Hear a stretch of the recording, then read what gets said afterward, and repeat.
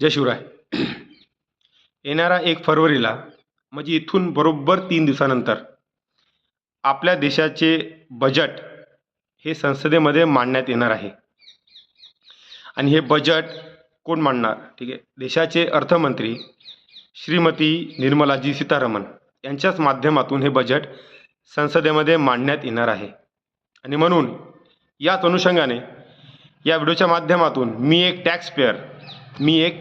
टॅक्सपेयर एक सर्वात प्रथम एक भारतीय म्हणून काही मागण्या तुमच्यासमोर ठेवण्याचा प्रयत्न करतो श्रीमती निर्मलाजी सीतारामन यांच्याकडे.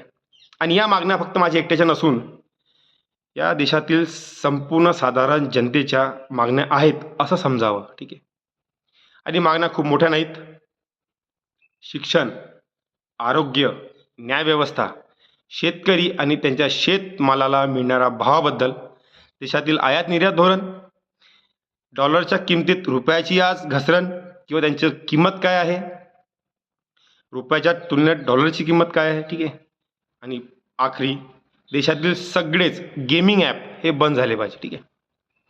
बघा मित्रांनो, आज आपण सगळेच जो कोणी आज टॅक्स पेअर आहे साधारण जनतेमध्ये, हे सगळे आपण टॅक्स भरतो गव्हर्नमेंटला. ठीक आहे. पण मित्रांनो, याच उलट जर आपण गव्हर्नमेंटला टॅक्स भरत आहोत रेग्युलर गव्हर्नमेंटनी ठरवलेल्या स्लॅबच्या नुसार, मग जर चांगलं शिक्षण घ्यायचं असेल, चांगलं आरोग्याची सुविधा घ्यायची असेल, तर आपल्याला प्रायव्हेट संस्थांकडे का बरं जावं लागते है ना? हे सगळी सुविधा आपल्याला गव्हर्नमेंट का बरं देत नाही? म्हणून मी तुम्हाला विनंती करतो की तुम्ही साधारण जनतेकडे लक्ष देऊन आमच्या टॅक्सच्या पैशाला चांगल्या ठिकाणी उपयोग करून चांगलं शिक्षण, चांगलं आरोग्याची सुविधा हे गव्हर्नमेंटच्याच माध्यमातून आम्हा साधारण जनतेला मिळावी. ठीक आहे. यासाठी प्रयत्न करावेत. नंबर 2, देशाची न्यायव्यवस्था. बघा मित्रांनो, देशाची न्यायव्यवस्था इतकी वाईट आहे, इतकी स्लो आहे की 2-2 कोटी केसेस पेंडिंग पडल्यात. आणि हे न्यायव्यवस्था फास्ट कशी होईल यासाठी प्रयत्न करावे. म्हणून देशात जास्तीत जास्त CCTV कॅमेरे आपण लावण्यात यावे यासाठी विनंती करतो. बघा, जर देशात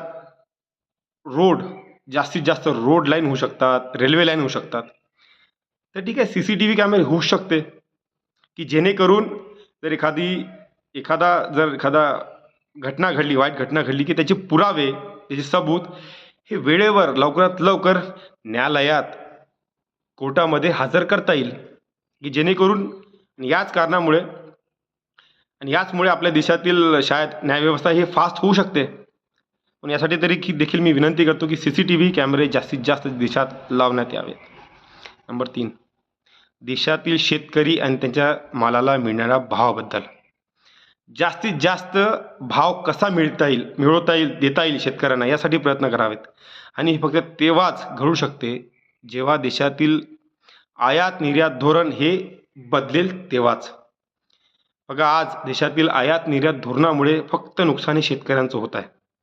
आज शेतकऱ्याचा एकही शेतमालाला भाव नाही आहे. ठीक आहे. एकही मालाला भाव नाही आहे. सोयाबीनला नाही आहे, कापसाला नाही आहे, तुरीला नाही आहे, चणाला नाही आहे ना संत्र्याला आहे. ठीक आहे. आणि म्हणून या बजेटमध्ये असं काही करावे की आयात निर्यात धोरण कसं आपल्याला चांगलं करता येईल की जेणेकरून शेतकऱ्यांच्या शेतमालाला भाव मिळेल. ठीक आहे. नंबर 4, आपल्या देशातील रुपया याची किंमत दिवसांदिवस रोज पडत आहे, रोज घसरत आहे डॉलरच्या तुलनेत. आज $1 किंमत झाली आहे 86 रुपयाच्या वर. आणि यासाठी काहीतरी कठोर निर्णय घ्यावेत, की जेणेकरून आपल्या येथील आता रुपयाची किंमत हे घसरता कामा नये. ठीक आहे. आणि नम्र विनंतीच करतो, कठोर निर्णय घ्यावे. आणि आज सगळ्यात आखरी की देशातील गेमिंग ॲप, सगळ्यात वाईट परिस्थिती उभी झाली आज देशात ह्या गेमिंग ॲपमुळे. म्हणजे कोणती असो गेमिंग ॲप, क्रिकेटची असो, रमी असो, 3 पत्ती असो, कोणतीही गेमिंग ॲप असो, ते लुडो सगळेच. ठीक आहे. ज्याला हे सगळे सेलिब्रिटी प्रमोट करतात, हे तातडीने बंद करावेत, तातडीने. बघा, हे गेमिंग ॲपवाले टी व्हीवर ॲड करतात आणि याची ॲड करतात, हे सगळे सेलिब्रिटी दाखवतात की किती लोकांनी किती जिंकले. 100तून 10 लोक जिंकतात, पण 90 लोक हारून राहिल्यात. याच्यात आर्थिकदृष्ट्या कुवत होत चालल्यात. यांचं हे कधीच दाखवत नाहीत हे गेमिंग ॲपवाले. ठीक आहे, कोणते असो, क्रिकेट असो, कसं आहे, कोणते सट्टा असो. ठीक आहे, म्हणून सीतारामनजी तुम्हाला नम्र विनंती करतो की हे गेमिंग ॲप लवकरात लवकर बंद करावेत. ठीक आहे, बस एवढ्याच ह्या लहानशा मागण्या आहेत. खूप मोठ्या मागण्या मी तुमच्यासमोर मांडल्या नाहीत. ना महागाईवर बोललो, ना गरिबीवर बोललो, ना बेरोजगारीवर बोललो. पण देशाची सुरक्षा कशी होईल जेव्हा देशातील नागरिक सुरक्षित राहील, हाच माझा महत्त्वाचा मुद्दा आहे. ठीक आहे, तरी देखील या 4-5 मुद्द्यावर तुम्ही लक्ष द्यावे. शिक्षण, आरोग्य, न्यायव्यवस्था, शेतकरी त्यांच्या मिळणारा शेतमालाला भाव, CCTV, आयात निर्यात धोरण आणि गेमिंग ॲप हे लवकरात यांच्याकडे लक्ष द्यावेत की जेणेकरून देशातील नागरिक हा सुरक्षित राहील, है ना. तेव्हाच देश सुरक्षित राहील. बस एवढंच बोलतो. जय शिवराय.